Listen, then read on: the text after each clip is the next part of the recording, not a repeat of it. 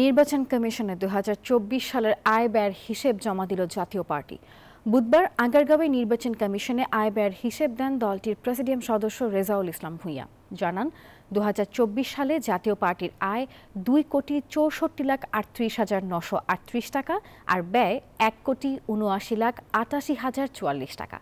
এ সময় তিনি বলেন, বিগত ৩ নির্বাচনে অংশগ্রহণের দায়ে জাতীয় পার্টিকে নিষিদ্ধ করলে ২০১৮ সালের নির্বাচনে অংশ নেওয়ার জন্য বিএনপিকেও নিষিদ্ধ করা উচিত বলে মনে করে জাতীয় পার্টি।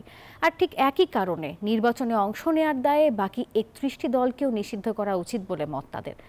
এদিকে প্রবাসী ভোটাধিকার নিশ্চিত করার দাবি নিয়ে আলোচনার উদ্দেশ্যে বিকেলে প্রধান নির্বাচন কমিশনারের সঙ্গে সাক্ষাৎ করবে এনসিপি প্রতিনিধি দল। আমাদের এই পঞ্জিকা বর্ষের বার্ষিক আয় হয়েছে হলো 2,64,38,938 টাকা, আর আমাদের ব্যয় হয়েছে 2,64,38,938 টাকা, আর ব্যয় হয়েছে 1,79,88,044 টাকা। দর্শক, এই বিষয়ে আরো খবর জানাতে নির্বাচন কমিশন থেকে যুক্ত হচ্ছেন সহকর্মী অন্তরা বিশ্বাস। অন্তরা, ইসিতে তো আয় ব্যয়ের হিসেব জমা দিয়েছে জাতীয় পার্টি এবং প্রায় 1 বছর হতে চলল এনসিপির, তারাও তো আজই জমা দিবে। এই বিষয়ে আর কি নতুন তথ্য আছে আপনার কাছে জানাবেন? এনসিপি আসলে গত 28 ফেব্রুয়ারি তারা আত্মপ্রকাশ করেছে।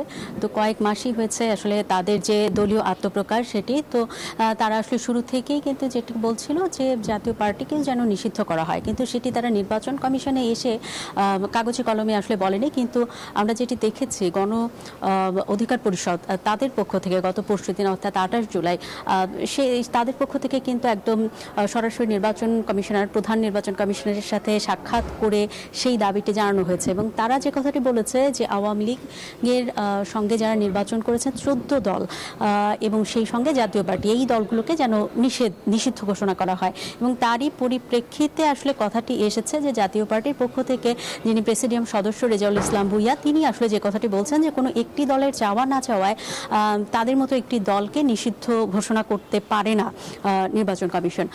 সুতরাং অনেক ধরনের দাবি অনেকে আসলে তুলতেই পারে, কিন্তু তারা আসলে গণপ্রতিনিধিত্ব আদেশের যত ধরনের নিয়ম রয়েছে সবই পূরণ করেছে। সুতরাং তাদেরকে কেউ নিষিদ্ধ করতে বলবার আসলে কেন বলছে সেটি নিয়ে আসলে তারা প্রশ্ন তুলেছেন।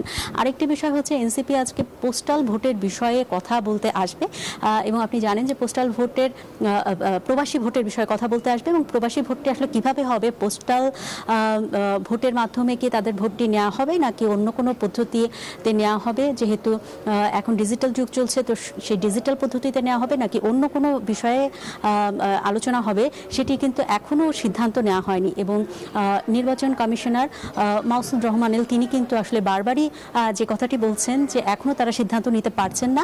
এবার হয়তো পাইলটিং সিস্টেমে হয়তো অল্প কিছু জায়গায় তারা এরকম পোস্টাল ভোটের আয়োজন করতে পারেন প্রবাসী ভোটারদের জন্য, বা কোন পদ্ধতিতে নেওয়া হবে সে বিষয়ে সিদ্ধান্ত হয়নি, বা আদৌ নেওয়া হবে কিনা সেই বিষয়টিও এখনো পর্যন্ত আলোচনাধীনই আসলে রয়েছে। এছাড়াও আপনি জানেন যে আজকালের মধ্যেই সীমানা নির্ধারণের বিষয়েও আসলে নির্বাচন কমিশনের পক্ষ থেকে কিছু বলবার যে আভাস সেটিও আসলে জানা যাচ্ছে। এই ছিল আমার কাছে এখান থেকে সর্বশেষ খবর। অন্তরা, ধন্যবাদ আপনাকে। বান্ডেল থাকলে প্রতি সেনমানিতে টাকা বাঁচবে। বিকাশ সেনমানি বান্ডেল কিনে জিতুন প্রতি লেনদেনে।